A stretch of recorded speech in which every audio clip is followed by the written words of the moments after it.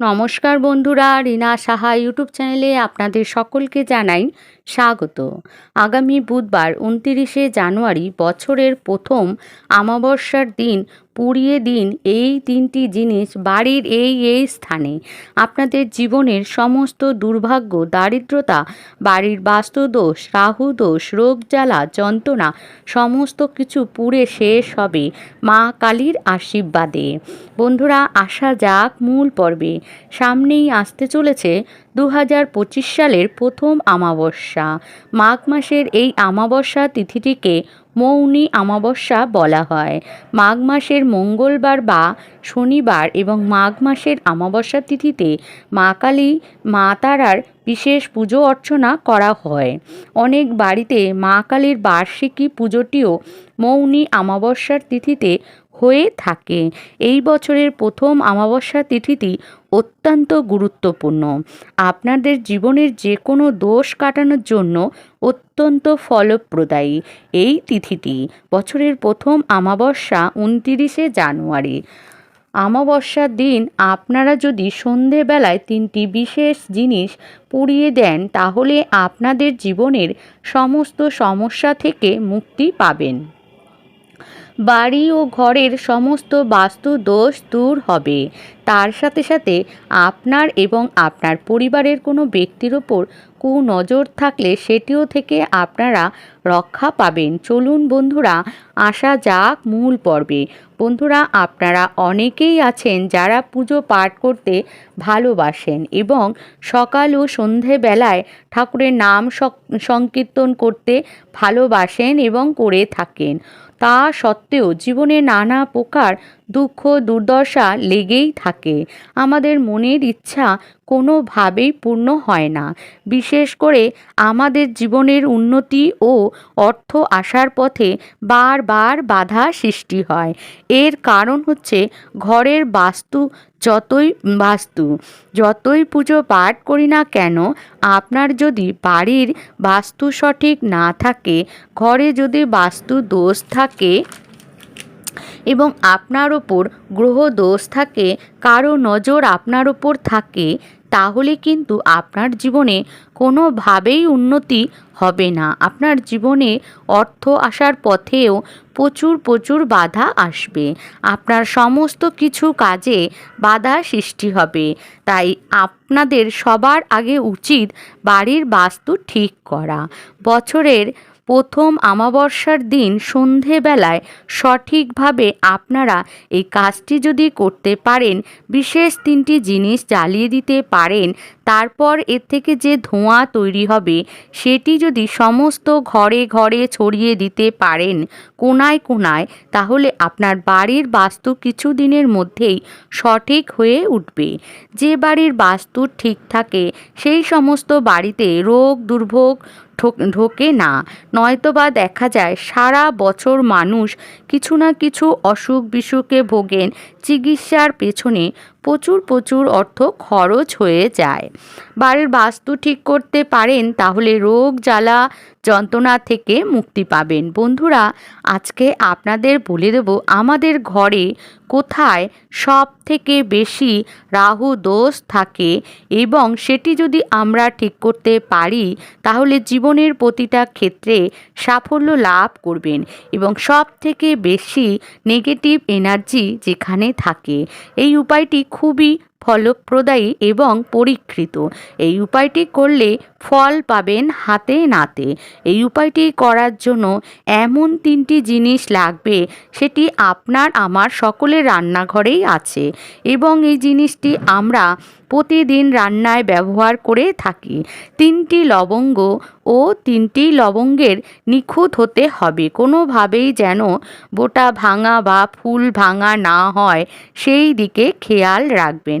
আর নেবেন 3টি বড় এলাচ। হ্যাঁ, এই এলাচগুলি যেন সুন্দর হয়, কোনোভাবেই ভাঙা না হয় সেই দিকে খেয়াল রাখবেন। এর সাথে নেবেন 3টি কর্পূরের টুকরো। হ্যাঁ বন্ধুরা, আপনারা নেবেন 3টি লবঙ্গ, 3টি বড় এলাচ এবং 3টি কর্পূরের টুকরো।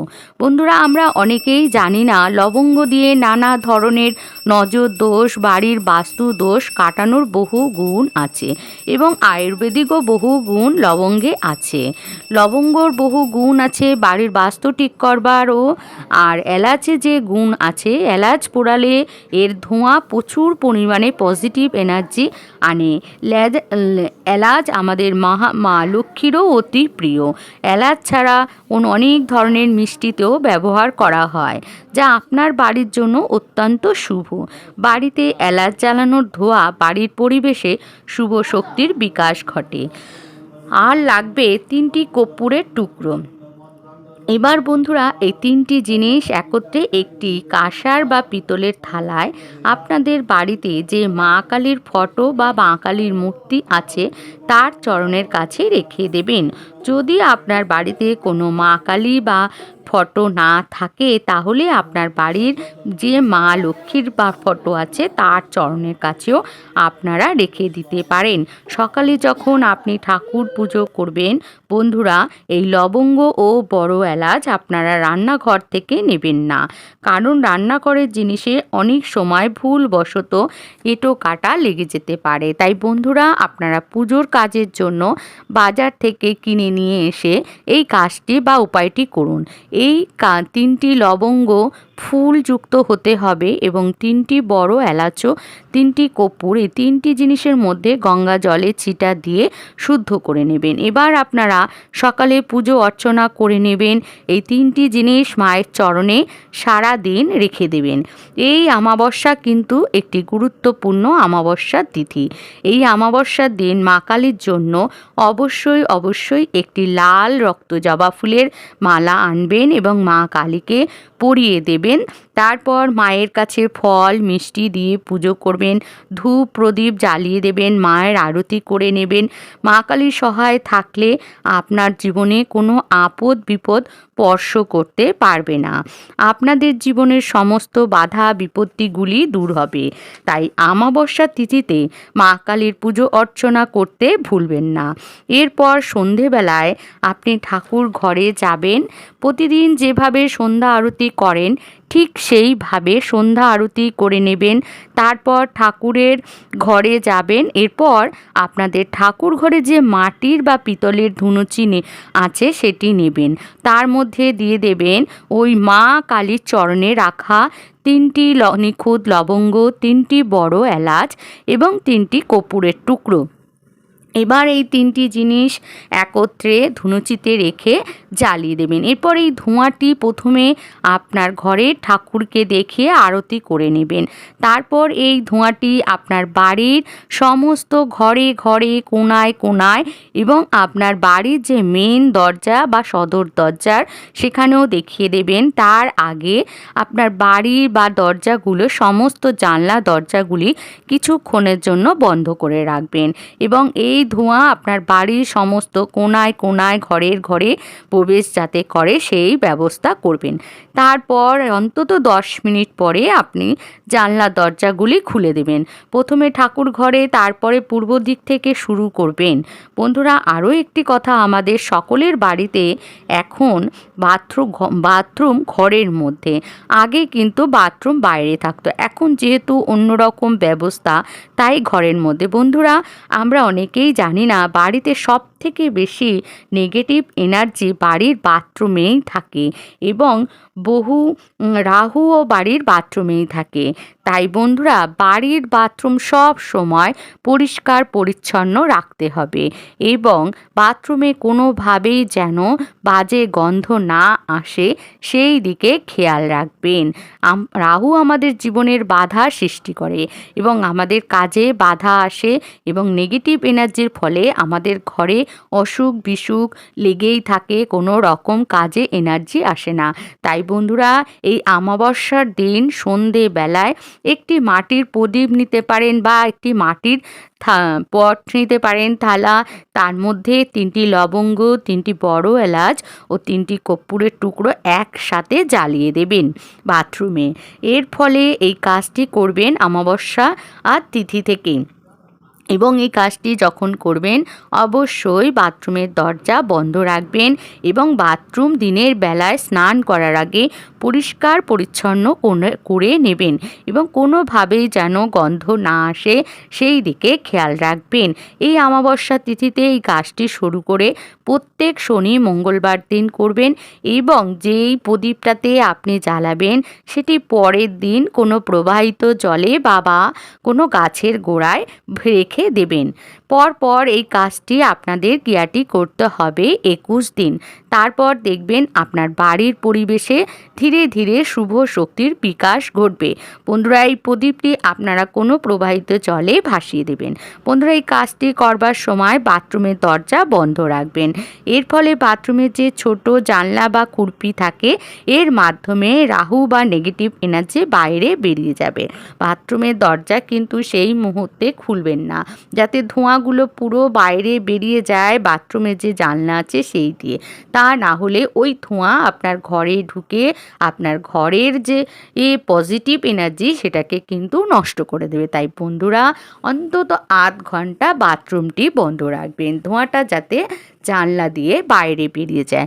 আর একটি কথা বন্ধুরা, আপনার বাড়িতে যদি কারোর মধ্যে আপনাদের মনে হয় যে নজর দোষ লেগেছে, তাহলে আপনারা 3টি লবঙ্গ, 3টি কর্পূর এবং 3টি বড় এলাচ নিয়ে সেই ব্যক্তির মাথার দিক দিয়ে 7 বার ঘুরিয়ে ওটি আপনারা বাইরে নিয়ে গিয়ে জ্বালিয়ে দেবেন আপনার বাড়ির একদম ত্রিসীমানার বাইরে।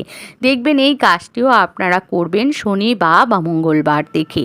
পরপর 7 দিন করলে যে ব্যক্তির ওপর আপনাদের মনে হচ্ছে নজর দোষ লেগেছে সেই ব্যক্তিও ধীরে ধীরে সুস্থ হয়ে উঠবে এবং ওনার কাজের যে বাধা বিপত্তি আসছিল সেই সমস্ত কিছু দূরীভূত হবে মা কালীর আশীর্বাদে। তাই বন্ধুরা, এই অমাবস্যার তিথিতে অবশ্যই আপনারা এই কাজগুলি করুন।